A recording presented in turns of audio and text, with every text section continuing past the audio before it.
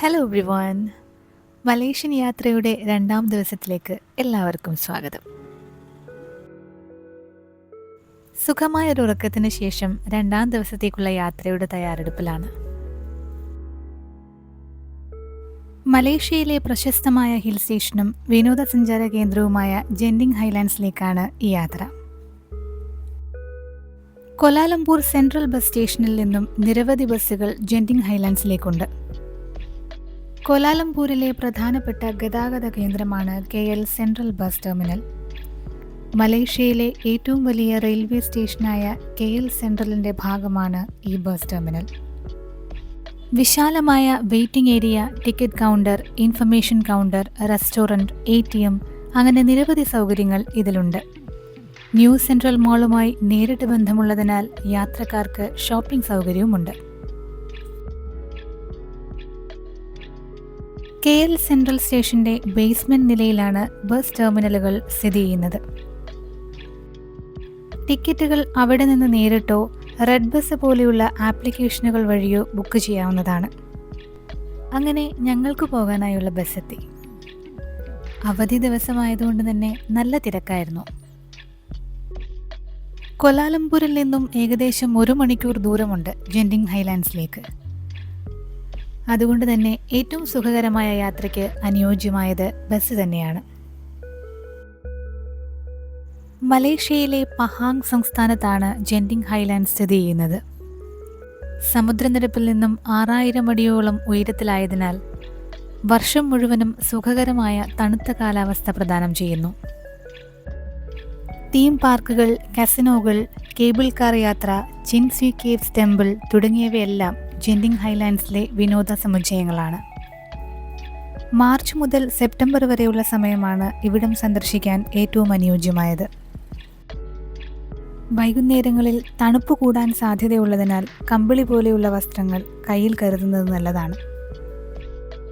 പ്രധാന സീസണുകളിൽ തിരക്കൊഴിവാക്കാൻ ഹോട്ടലുകളും ടിക്കറ്റുകളും ഓൺലൈനായും ബുക്ക് ചെയ്യാം. ക്ലൂക്ക് എന്ന ആപ്ലിക്കേഷൻ വഴിയാണ് ഞങ്ങൾ കേബിൾ കാർ യാത്ര ബുക്ക് ചെയ്തത്. അങ്ങനെ ജെൻഡിങ് ഹൈലാൻഡ്സിലേക്ക് എത്തി. അങ്ങനെ ബസ് ഇറങ്ങി. ഇനി നേരെ അവാന സ്കൈവേ എന്ന കേബിൾ കാർ യാത്രയുടെ ടിക്കറ്റ് കൗണ്ടറിലേക്ക് എത്തണം. നേരത്തെ തന്നെ ബുക്ക് ചെയ്തതിനാൽ താമസമൊന്നും ഉണ്ടായില്ല. ചെറിയൊരു ക്യൂവിലൊക്കെ നിന്ന് പതുക്കെ കേബിൾ കാറിലേക്ക്. 10 മുതൽ 15 മിനിറ്റ് നീളുന്ന യാത്രയാണിത്.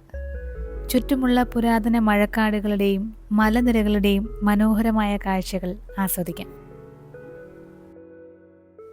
പ്രധാനമായും കേബിൾ കാർ യാത്രയ്ക്ക് 3 സ്റ്റേഷനുകളാണുള്ളത്. ആദ്യത്തേത് അവാന സ്റ്റേഷൻ.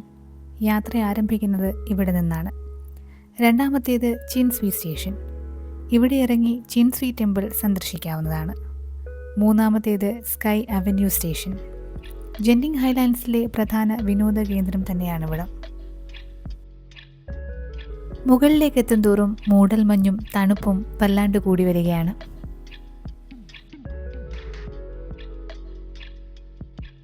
കേബിൾ കാറിൽ നിന്നിറങ്ങി ജെൻഡിങ് ഹൈലാൻഡ്സിലെ സ്കൈ അവന്യൂ മാളിലേക്കെത്തി.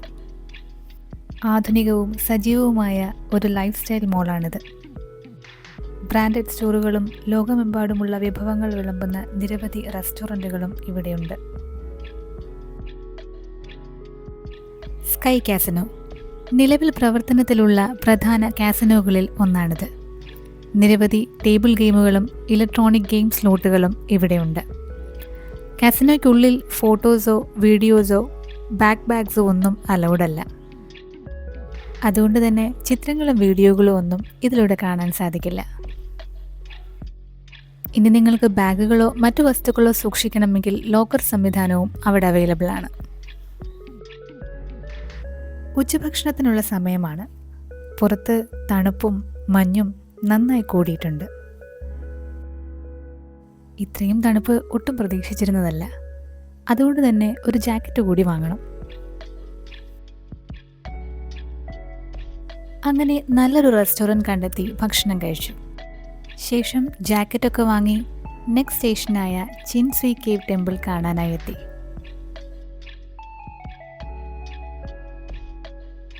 ജെൻഡിങ് ഹൈലാൻഡ്സിലെ മനോഹരമായ ഒരു ചൈനീസ് ക്ഷേത്രമാണ് ചിൻസ്വി കേവ് ടെമ്പിൾ. ശാന്തമായ അന്തരീക്ഷവും അതിമനോഹരമായ വാസ്തുവിദ്യയും ചുറ്റുമുള്ള മലനിരകളുടെ വിശാലമായ കാഴ്ചകളും ഈ പ്രദേശത്തെ വളരെ പ്രത്യേകതയുള്ള ഒന്നാക്കുന്നു. പരമ്പരാഗത ചൈനീസ് നിർമ്മാണ ശൈലിയിലാണ് ക്ഷേത്രം നിർമ്മിച്ചിരിക്കുന്നത്. ചുവന്ന തൂണുകളും അലങ്കാര മേൽക്കൂരകളും സങ്കീർണമായ കൊത്തുപണികളും ഇവിടുത്തെ പ്രധാന ആകർഷണങ്ങളാണ്. സമുദ്രനിരപ്പിൽ നിന്നും ഏറെ ഉയരത്തിലായതിനാൽ ശക്തമായ തണുത്ത കാറ്റ് ഉടനീളമുണ്ടാവും.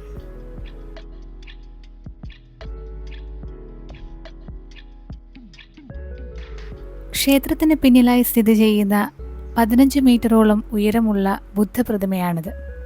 പൂജകൾക്കും പ്രാർത്ഥനകൾക്കുമായി പ്രത്യേകമായൊരിടം. ക്ഷേത്രത്തിലേക്കുള്ള പ്രവേശനം സൗജന്യമാണ്. സാധാരണയായി എല്ലാ ദിവസവും രാവിലെ 8 മുതൽ വൈകുന്നേരം 7 വരെ ഇവിടം തുറന്നിട്ടിരിക്കും. കേബിൾ കാർ യാത്ര വഴിയോ കാർ അല്ലെങ്കിൽ ടാക്സി മാർഗമോ ഇവിടേക്ക് എത്താവുന്നതാണ്. വളരെ ഉയരത്തിലുള്ളതും ബുദ്ധിമുട്ടേറിയതുമായ ഭൂപ്രകൃതി ആയതിനാൽ ഈ കാണുന്ന ശില്പവിദ്യകളും കെട്ടിടങ്ങളുമെല്ലാം കൈകൊണ്ട് തീർത്തതാണ്. ഏകദേശം 18 വർഷത്തോളം എടുത്തു ക്ഷേത്രം പൂർത്തിയാക്കാൻ. ജേർണി ടു എൻലൈറ്റ്മെൻറ്റ് അഥവാ ജ്ഞാനോദയത്തിലേക്കുള്ള യാത്ര. ചൈനീസ് നാടോടി കഥകൾ അനുസരിച്ച് മരണാനന്തര ജീവിതത്തിലെ പാപങ്ങൾക്കുള്ള ശിക്ഷാവിധികളെ ചിത്രീകരിക്കുന്ന ഒരു പാതയാണിത്.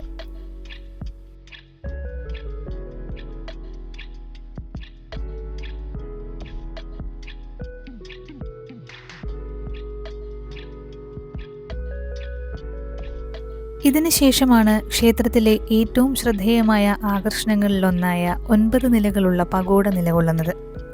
പരമ്പരാഗത ചൈനീസ് വാസ്തുവിദ്യയുടെ മനോഹാരിത ഇതിൽ കാണാം. മലേഷ്യയിലെ ചൈനീസ് സമൂഹത്തിൻ്റെ സംസ്കാരവും മതപരവുമായ ജീവിതത്തിൽ ഈ ക്ഷേത്രത്തിന് വലിയ പ്രാധാന്യമുണ്ട്. ചൈനീസ് പുതുവത്സരം പോലെയുള്ള വിശേഷ ദിവസങ്ങളിൽ ഇവിടെ വലിയ ആഘോഷങ്ങളും തിരക്കും അനുഭവപ്പെടാറുണ്ട്. ചുരുക്കത്തിൽ ചിൻസ്വി ടെമ്പിൾ എന്നത് വാസ്തുവിദ്യാപരവും പ്രകൃതി ഭംഗിയും ആത്മീയതയും ഒത്തുചേരുന്ന ഒരു സവിശേഷ ക്ഷേത്രം കൂടിയാണ്. അങ്ങനെ ചിൻസ്വി ടെമ്പിളിലെ കാഴ്ചകളൊക്കെ കഴിഞ്ഞു. ടെമ്പിളിൽ നിന്ന് തിരികെ വരാനായി രാത്രി 10 മണി വരെ ബസ് സർവീസ് ലഭ്യമാണ്. തിരക്കുള്ള സമയങ്ങളിൽ നേരത്തെ തന്നെ ബുക്ക് ചെയ്യുന്നതായിരിക്കും നല്ലത്. മലേഷ്യൻ കാഴ്ചകളും കഥകളും ഇനിയും അവസാനിക്കുന്നില്ല. കൂടുതൽ വിശേഷങ്ങളുമായി വീണ്ടും വരാം. വീഡിയോ ഇഷ്ടമായെങ്കിൽ തീർച്ചയായും ചാനൽ സബ്സ്ക്രൈബ് ചെയ്യുക.